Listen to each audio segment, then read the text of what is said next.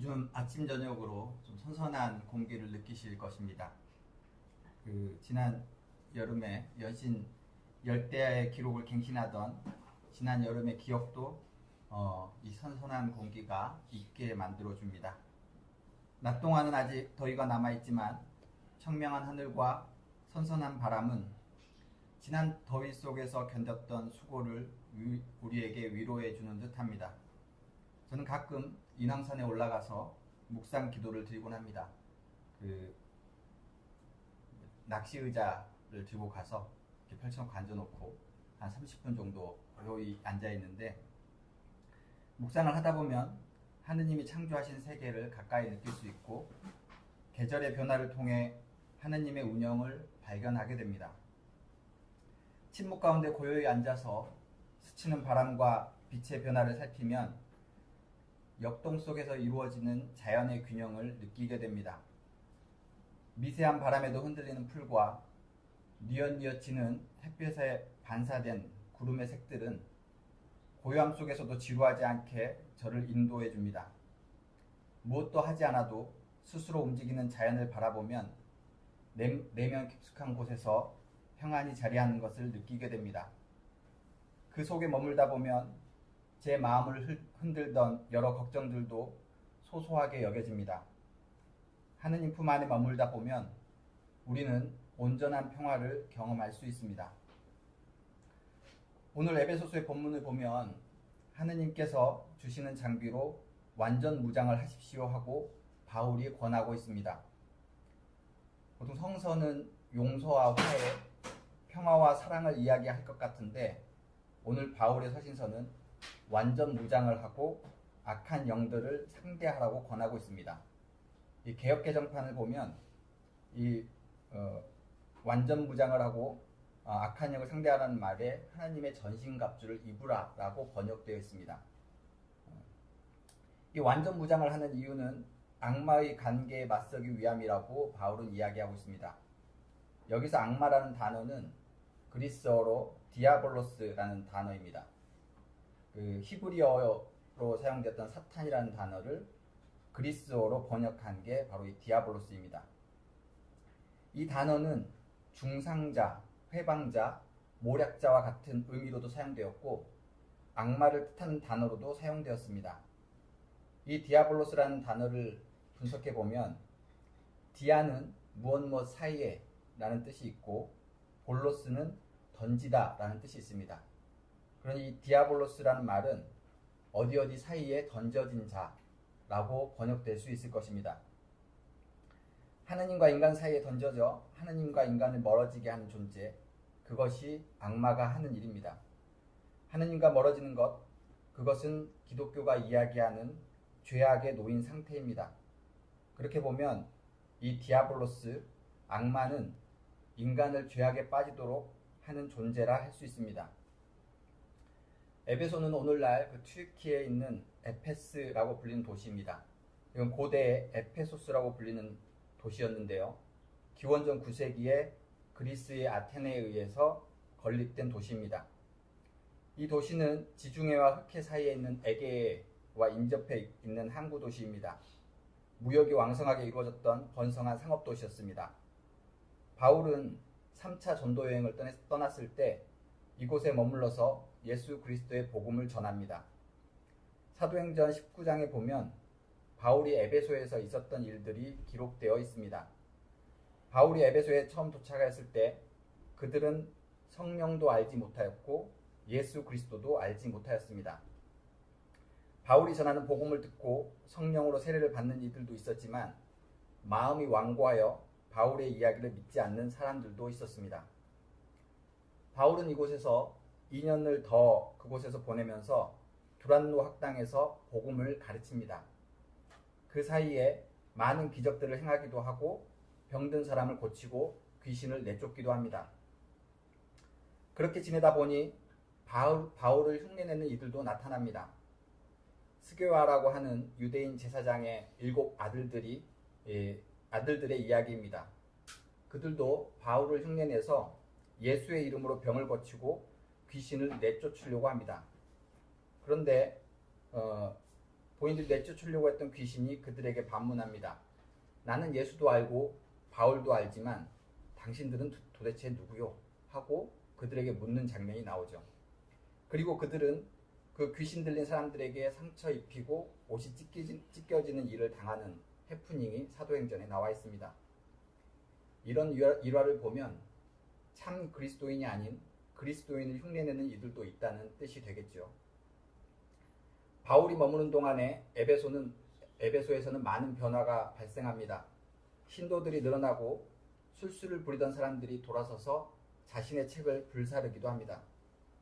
이러한 에베소에 바울을 둘러싼 소동이 일어납니다. 그 아데미 여신을 모시는 사람들이 이 바울을 공격하기 시작한 것입니다. 바울은 에베소뿐만 아니라 그 지역에 있는 소아시아 지역을 다니면서 사람의 손으로 만든 신은 신이 아니다라고 이야기하고 있었습니다. 이 에베소에 있는 아데미 여신은 그리스의 아르테미스 여신을 이야기합니다.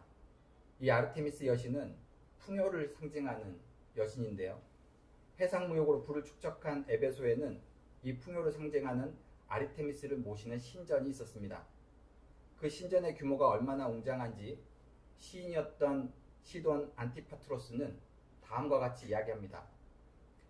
전차들이 그 위에서 경주를 할 법한 난공불락의 바벨론 성벽과 알피우스 강변의 제우스를 목도하였다. 공중정원과 태양의 거상과 장대한 피라미드와 광대한 마우솔로스의 묘를 보았다. 그러나 내가 구름에 닿을 만큼 우뚝 서 있는 저 아르테미스의 신전을 보았을 때 이 모두가 그 그늘에 가려졌다. 태양신마저 올림푸스 밖에는 그와 견줄 만한 것을 보지 못했으리라 라고 이야기합니다. 높이가 20m 정도 되는 대리석으로 세워진 기둥이 127개나 세워져 있었다고 합니다. 백색 대리석은 빛의 반사가 되면 오묘한 빛을 내뿜었다고 합니다. 그러니 그 빛에 현혹된 사람들이 그 신전을 보면서 느꼈을 경이로움을 우리는 상상해 볼 수 있을 것입니다. 고대 그리스의 지리학자였던 파우사이나스는 인간이 지은 모든 건축물을 능가하는 신의 성전이라고 아르테미스 신전을 극찬합니다. 시돈 안티파트로스는 자신이 여행하며 보았던 7개의 웅장한 건축물 중에 가장 으뜸으로 이 아르테미스 신전을 꼽았습니다. 이처럼 에베소는 이러한 신전을 지을 만큼 풍요롭고 발달한 도시였습니다. 많은 이들이 이 아르테미스 신전을 방문하기 위해서 세계 곳곳에서 모여들었고 이에 따른 상업도 발달하였습니다. 이 도시에서 아르테미스 여신의 위상이 어떠했을지 우리는 가늠해 볼 수 있을 것입니다. 신전을 방문하기 위해서 먼 곳에서부터 사람들이 모여들었을 것이고 이들을 위한 숙박과 식사, 기념품 등 다양한 산업이 발달했을 것이며 이로 인해 에베소에 있는 많은 사람들이 풍족한 삶을 누렸을 것입니다.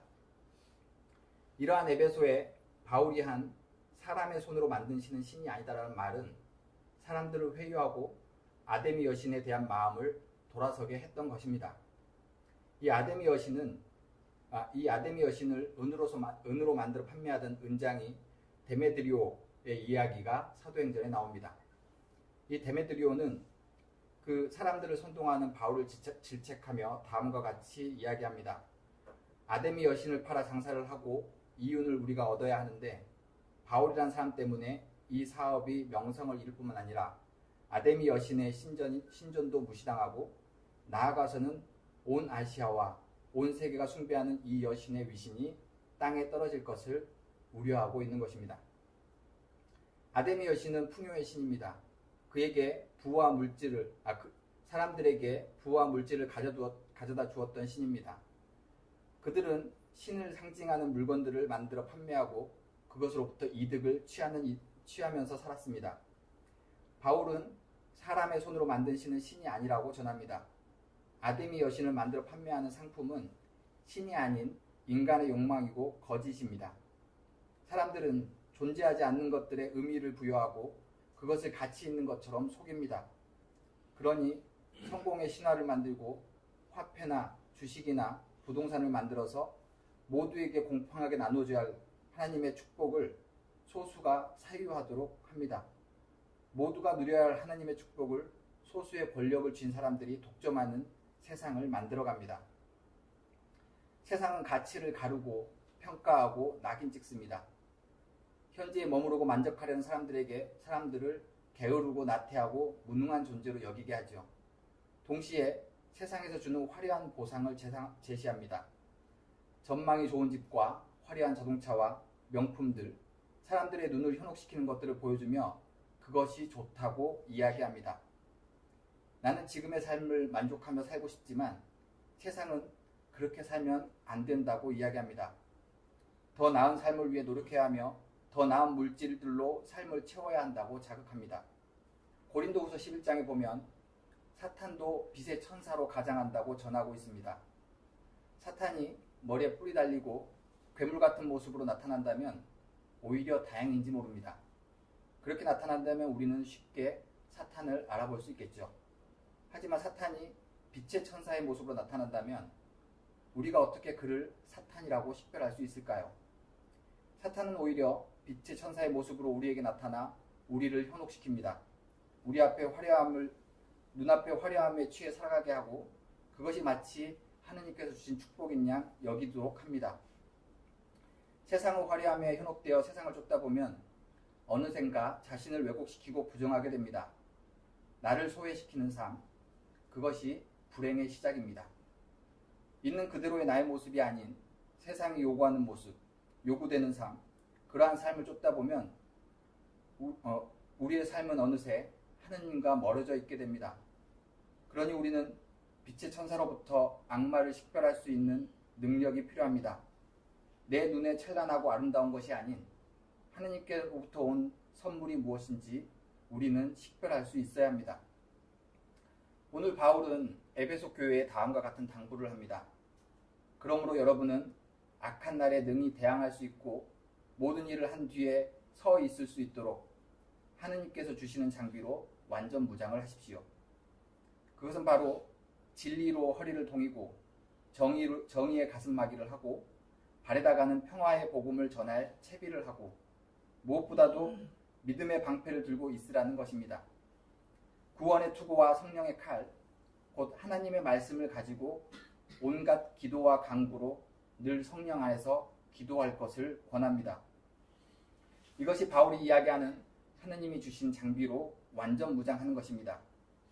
진리와 정의를 가지고 평화의 복음을 전할 차비를 하며 믿음의 방패와 말씀의 무기, 그리고 성령 안에 머물러 있는 것입니다. 온전히 하느님께 의지하는 삶, 그것이 하느님께서 주신 무기이고 전신갑주를 입는 것입니다. 세상이 주는 가치와 기준이 아니라 내 안에 내재되어 있는 하느님께서 만드신 나의 본래 모습을 발견하고 신뢰하는 것, 그래서 타인의 판단과 평가에 끌려다니지 않고 온전히 나로서 진실되게 사는 것, 그것이 참 자유입니다. 작고 가치 없는 것들의 존재의 소중함을 발견하고 타인의 눈에 보이는 화려함이 아니라 존재하는 모든 것들의 의미를 발견하며 그 아름다움을 알아보는 것입니다. 예수님께서는 오늘 우리에게 이야기하십니다. 공중의 새를 보라. 씨를 뿌리지도 않고 거두지도 않고 곳간에 모아 들이지 않으나 너희의 하늘 아버지께서 그것들을 먹이신다. 너희 가운데서 누가 걱정을 한다고 해서 제 수명을 한순간이라도 늘릴 수 있느냐?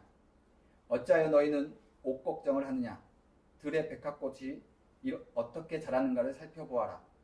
수고도 하지 않고 길쌈도 하지 않는다. 그러나 내가 너희에게 말한다. 온갖 영화를 누린 솔로몬도 이 꽃 하나만큼 차려입지 못했다. 하느님은 처음 창조 때부터 그 자체로 완전하게 우리를 만드셨습니다. 화려하지 않다고 해서, 가진 것이 적다고 해서 행복하지 않는 것은 아닙니다. 하느님께서는 이미 우리에게 필요한 것들을 충분히 주셨습니다. 우리가 하느님 안에 머물 수 있다면 하느님께서 우리의 삶을 어떻게 채워주시는지 발견할 수 있습니다. 그 은혜를 발견할 때 우리의 삶에는 기쁨과 감사가 넘치게 됩니다. 세상의 화려함에 자신의 얼을 빼앗긴 사람에게는 기쁨과 만족이 없습니다. 세상은 자꾸 지금의 상태에 머물러서는 안 되며 더 나은 것을 갈구하라고 종용합니다. 자꾸 미래를 끌어다가 우리 안에 환상을 심습니다. 예수님께서는 다시 우리에게 말씀하십니다. 내일 일을 걱정하지 말아라. 내일 걱정은 내일이 맡아서 할 것이다. 한 날의 괴로움은 그 날로 족하다. 이 말씀에 의지하여 오늘을 충실히 살아가는 우리 모두가 되시기를 바랍니다.